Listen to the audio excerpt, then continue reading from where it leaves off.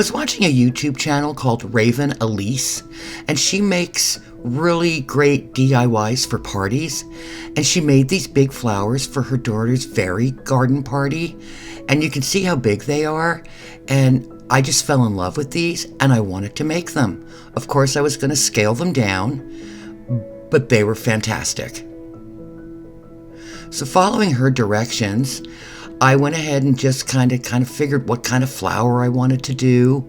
And then I started cutting them out according to her measurements, but of course, like I said, sizing them down. And mine came to 6 inches.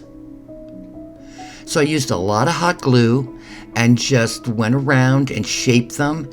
And I was really pleased with the way they came out. So I made the roses and the daisies. She made a lot of other ones. I just kept it simple.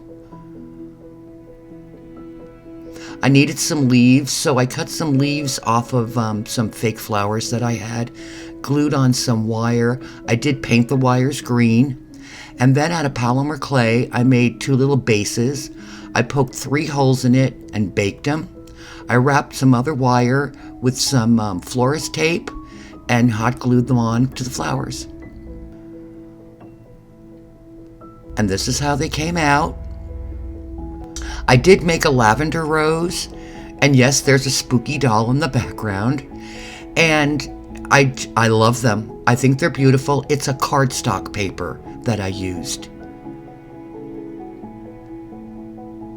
I put some moss on the base and glued them in with hot glue, and the little middles are pom-poms that I cut in half, and I love them.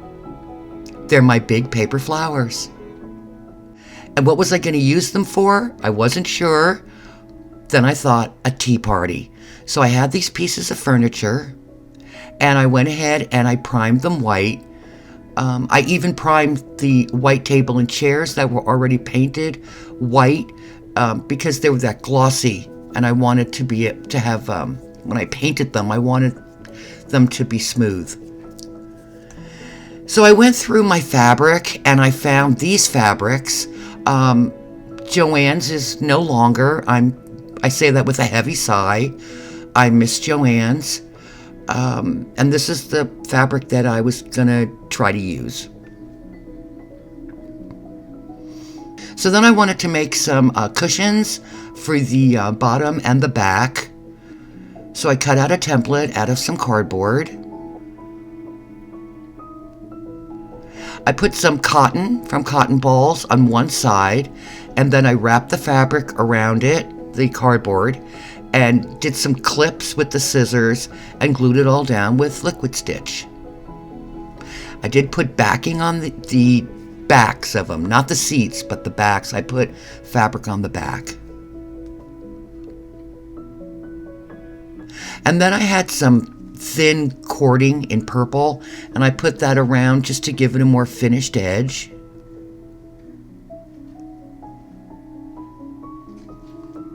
And then I glued them onto the chairs.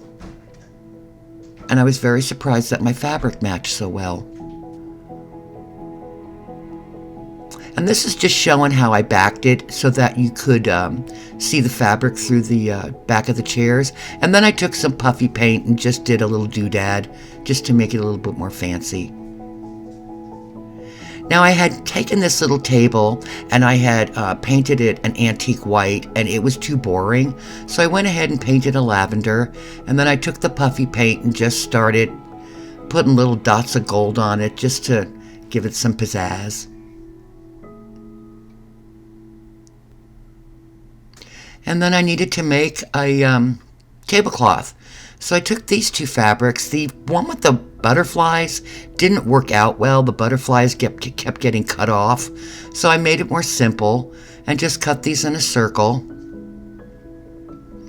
And then I took them and I put them on the table and then Mod Podged them down, including the fabric so that I could mold the fabric. And this is how it came out. And that's what the Mod Podge, when you push it down, and then it hardens and it stays there. And I did clip the little raggedy ends off. And then I started setting the table. but I needed some food. So I had these little these 3-tiered trays, and I made some little sandwiches, the triangle ones, some little bonbons, and some little petite cakes. And those are out of polymer clay, very easy, and I baked them. And then I started painting them, and then I realized I needed donuts, so I made some little donuts.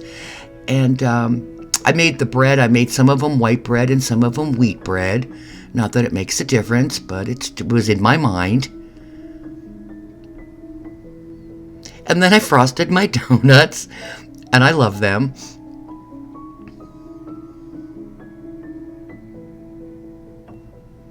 And after it was all done, I went ahead and on the tops of the little bonbons and the little cakes, I used puffy paint and gave them some little cherries. And then I put little sprinkles on the donuts with paint and went ahead and glued them onto my tiered trays. There's my little sandwiches. They're supposed to be cucumber and pimento. And then I set up my tea party with my big paper flowers.